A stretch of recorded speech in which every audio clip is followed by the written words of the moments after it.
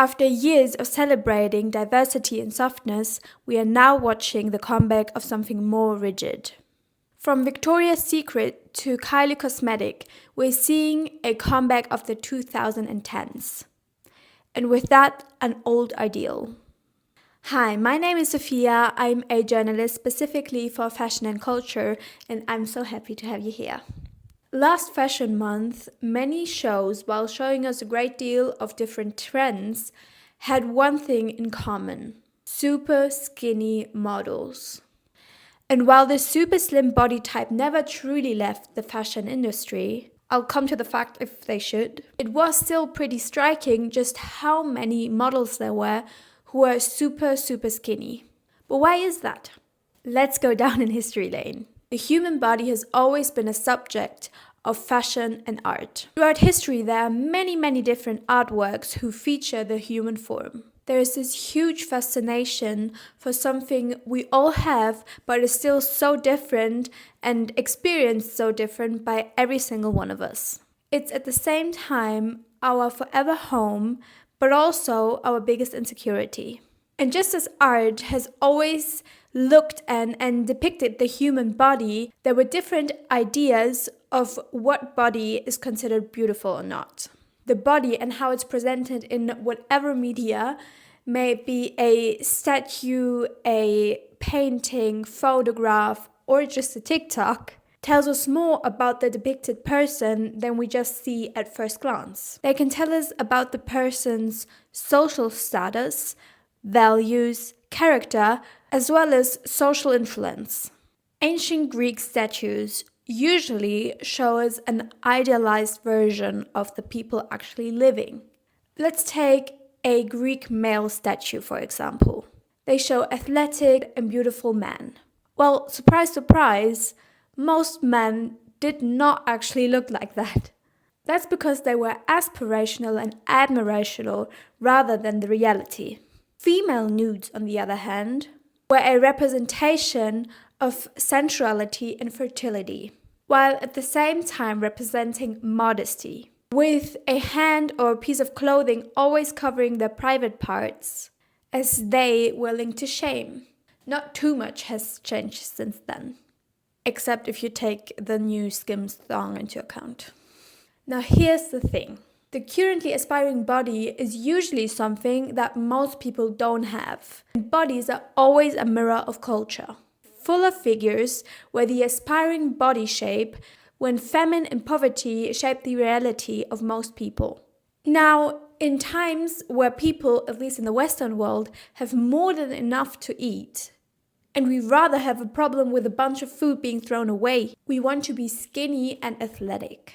The Kardashians shaped our culture and body image in big ways. The sisters' lips, breasts, and behinds getting bigger was an answer to the heroin chic from the 90s. But now, after many women got their lips done and underwent a Brazilian butt lift to create that hourglass figure, Pilates princesses emerged and made a toned and slim figure trendy again. And because they are ever changing, it's never truly possible to meet a body standard long term, especially today where trend cycles are getting shorter and shorter anyway. In her paper published in 2006, titled Body Image, Media and Eating Disorders, psychiatrist Jennifer Duran writes, those with money and higher socioeconomic status were far more likely to be able to conform to these standards.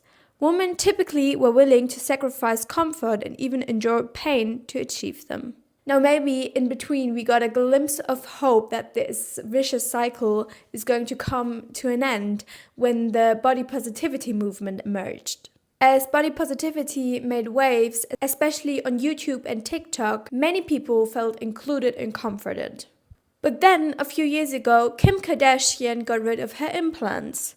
Ozempic took the world by storm, and ever since 2024, the Victoria's Secret show that once made young women and girls follow diet plans that apparently the Victoria's Secret angels followed is coming back. Here is where I want to talk about the Victoria's Secret show 2025 real quick, as it stirred a lot of controversy.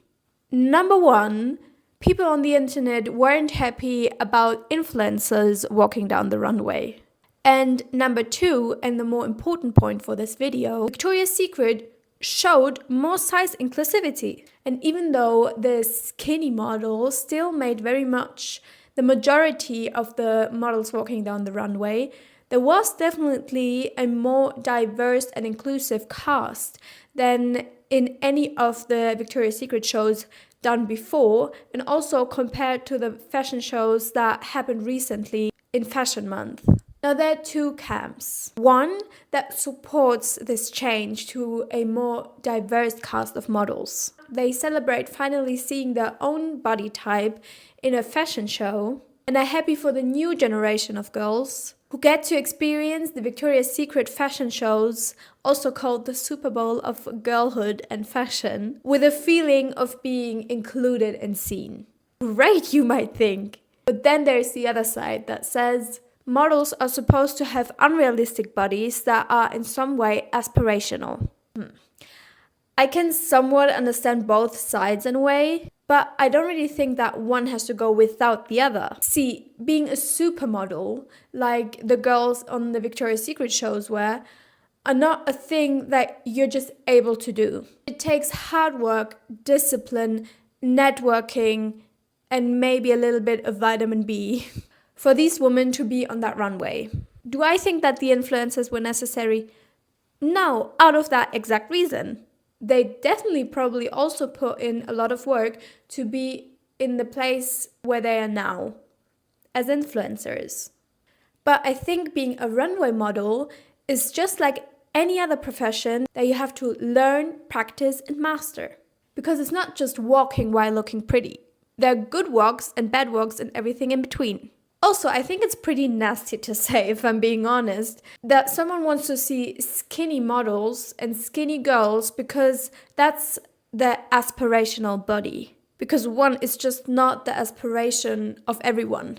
And now we probably have the problem of the hen and the egg. But are we truly the ones who aspire to be super skinny? Or is that what the media tells us and shows us? And now we want to see just that and be just that. Also, there are different beauty standards all around the world.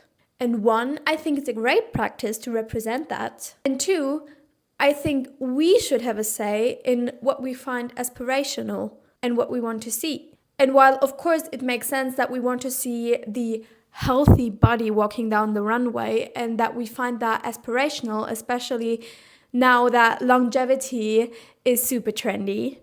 But that too looks different on just anybody. Now, unfortunately, or fortunately, it just makes sense.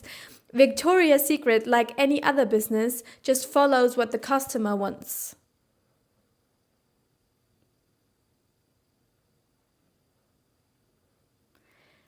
The audience once said that the Victoria's Secret shows were outdated because they only included super skinny models, which is why they stopped doing the shows altogether and now came back with a more size-inclusive cast.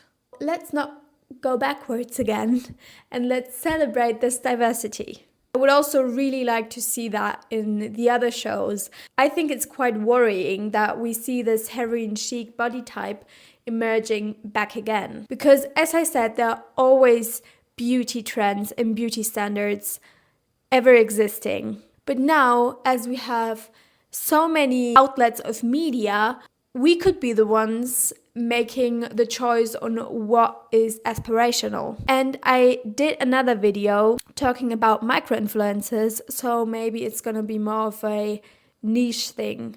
Maybe that would be better. I don't know, I'm just thinking aloud. If you have any more thoughts on this, I will be so happy to hear them in the comments down below. Don't forget to like and subscribe. I'm so happy you clicked on this video. See you in the next one. Thank you. Bye.